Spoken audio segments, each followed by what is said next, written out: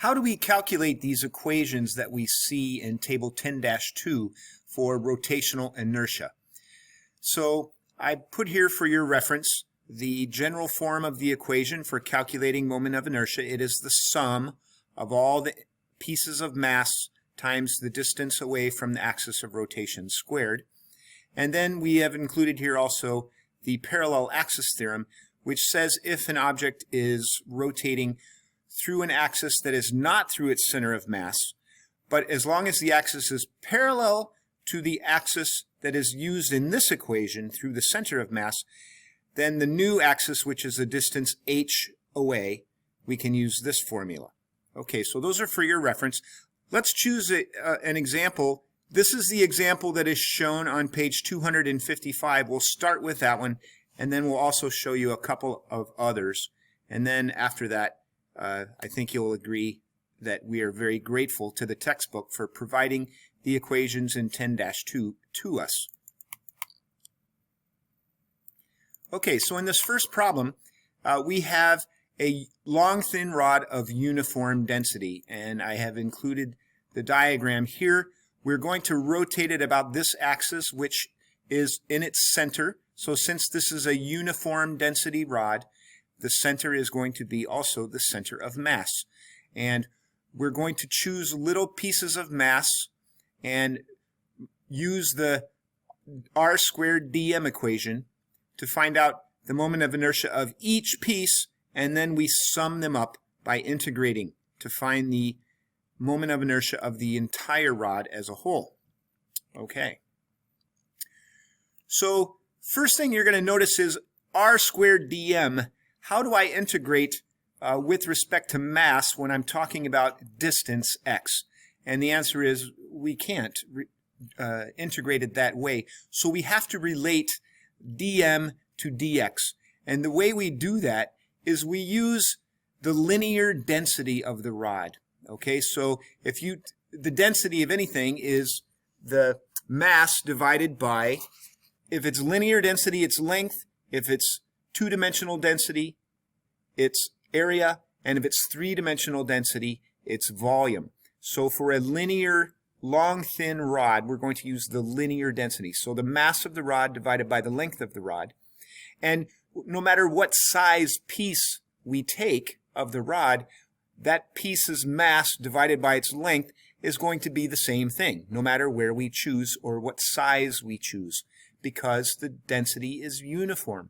So the mass divided by the length is equal to each incremental mass dm divided by each incremental length dx. So if I cross multiply the dx to the other side, I can relate now dm to dx. So I'll replace in my equation dm with m over L dx. So the moment of inertia is the integral of r squared dm. So we're using the letter x here to represent distance, and I've taken the derivative of both sides. So di equals x squared dm. And I'm going to replace dm with m over L dx. So x squared dm becomes m over L x squared dx.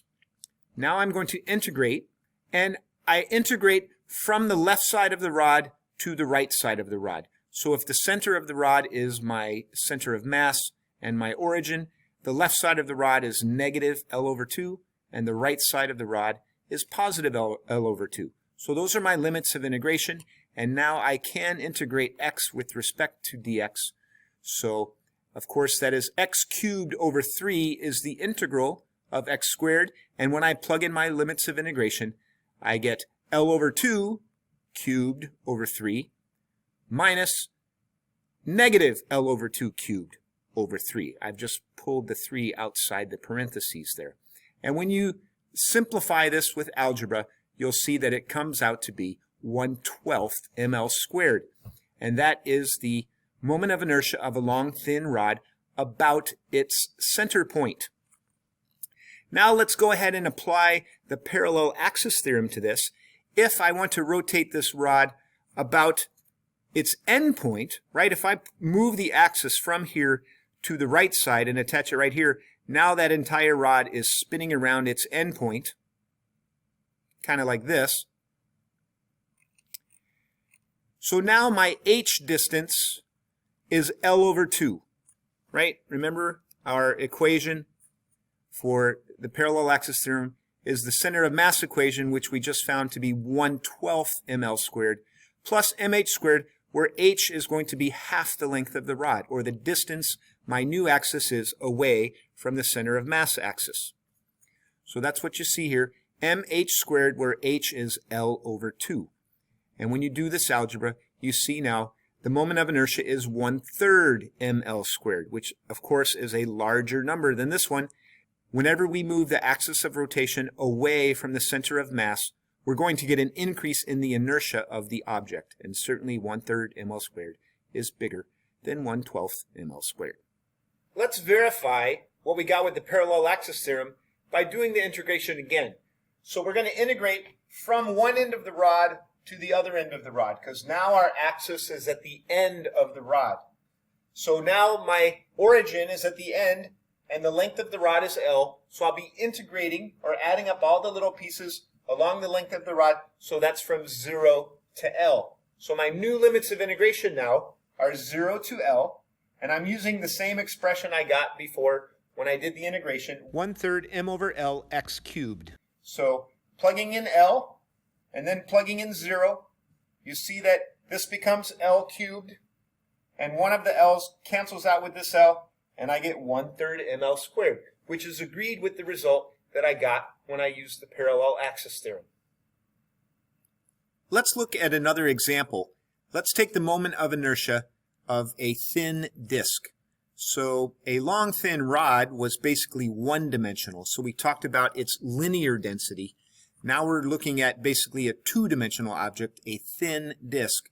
So we're going to look at its two-dimensional density, which is its mass divided by its area. So that is going to be the density of the disk. We're going to break the disk down into incremental pieces of rings, because if I look at all the mass in this ring, it's all the same distance away from the axis of rotation. Remember, that's the important thing, the mass and the distance away. So we're going to break it down into lots of little rings, and we're going to add them all up. The contributions to the moments of inertia of each thin ring. Okay, so the mass is going to be the area of the ring times the density of the ring. The area of any circle is pi r squared. So this outside circle has a radius of r plus dr, so its area then is pi times quantity r plus dr squared. The inner circle has radius r, so its area is pi r squared, and the area of the shaded ring then will be the area of the outside circle minus the area of the inside circle. So that's what I've written here. Hereby I have expanded the r plus dr squared, so here is the area of the outer circle minus the area of the inner circle. Notice pi r squareds cancel, and dr we're letting shrink to be very small, right? So when we square it, it becomes extremely small compared to not being squared. So that's why we say approximately the area of the ring is this, because we're saying this is so small that it can be neglected. So 2 pi r dr is the area of the shaded ring.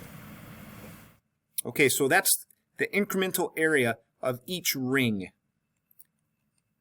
The mass of each ring, you can think of it in two ways. You can think of the density as mass over area. So for each incremental ring, that's dm over dA. And so if you cross multiply, you get dm equals density, rho, times dA. That's one way to think of it. Or another way of thinking of it is the incremental mass is equal to the density times the incremental area. So I'm going to take what I got for dA, 2 pi r dr, and I'm going to multiply it by rho, right here. I'm going to multiply it by rho, the Greek letter rho. And now I have an expression for dm, and each piece's contribution to the inertia, we'll call it di, we know is r squared dm. We just found out what dm is. It's 2 pi rho r dr, and when we multiply that by r squared, we get 2 pi rho r cubed dr. Now we're going to integrate this over the entire disk.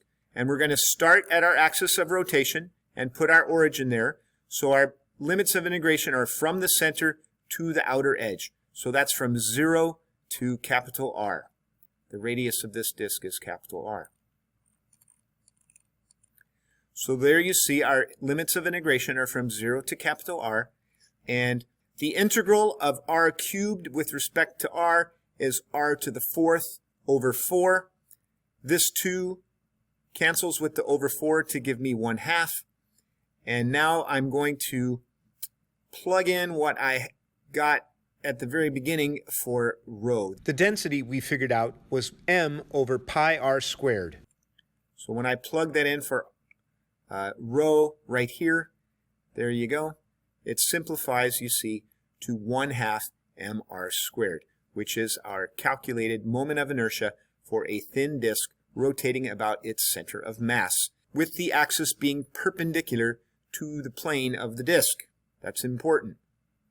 You might notice in table 10-2 that the moment of inertia for a disk, 1/2 mr squared, is also applicable to a cylinder. So you might ask yourself, why is that the case? Well, if you remember how we calculated it, we made little rings and integrated from the center where the axis of rotation is out to the outer edge of the disk. So if we look at a cylinder now, it's still the same application or the same approach. We would do concentric rings, and no matter what the width of the ring is, and when I say width I mean along the axis, no matter how wide that ring is, all the mass in the ring is the same distance away from the axis of rotation. So by making the disk wider, all we're doing is increasing the mass. We haven't changed the mass's distribution. So that's why we can apply it to a cylinder as well. So the same thing goes for if we do an annular cylinder or an annular disk. That is now a ring of some significant thickness. What is the moment of inertia of this annular cylinder? We're going to jump straight ahead to the step we got to with a disk, and that was of 2 pi rho r cubed dr. But now the area is the difference of the outside circle minus the inside circle. So that's going to give me the area of this annular ring. And now I will plug that in for rho, m over this whole thing. So there you see it. And my limits of integration, of course, are from R1 to R2, from the inside edge to the outside edge. All this stuff here is a constant. So when I integrate r cubed, I get r to the 4th over 4. Plugging in my limits of integration gives me this expression right here. I'm just rearranging the way it's written, and this 2 and this 4 cancel out to give me a 2 right here. And you'll notice this on top as, well, they're both difference of perfect squares, but now on top you can see I can rewrite it like this. And that will allow me to cancel out these terms with the minus sign in it, and I come up with my expression for the annular cylinder. 1/2 m times the quantity, the outside radius squared, plus the inside radius squared. Now you might think, hold on, this certainly looks like a bigger number than just 1/2 mr squared. Okay, but we've removed mass from the same, this cylinder without the hole in the middle, its moment of inertia would be 1/2 mr squared. So now that we've cut some mass out of the middle, how can the moment of inertia appear to be larger than just 1/2 mr squared? And I'm going to show you why it's not. Okay, so let's compare a solid cylinder to the annular cylinder.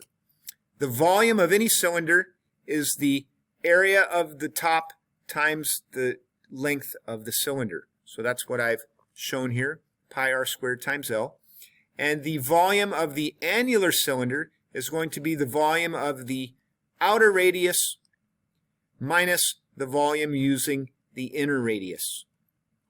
Okay, and I've factored out the density times pi times L to come up with this expression right here. That is the mass of the annular cylinder, and the mass of the full cylinder, of course, is just using the outside edge alone. I don't subtract this term. It's the full volume of the cylinder.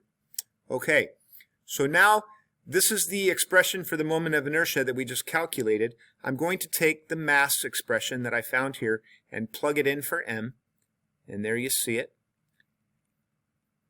And when I look at this, I recognize that this is r2 to the fourth minus r1 to the fourth when I multiply these two things in parentheses together. And now when I compare it to the moment of inertia, when I plug in my expression for mass over here, I just have r2 to the fourth.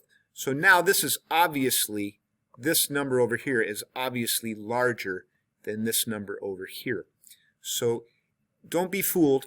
It looks like it's bigger, but don't forget, when you carve out the inside of the cylinder to make it annular, the mass goes down. So even though this number in the parentheses is bigger than just r2 squared, this has gone down more. And so the product now is still a number that is less.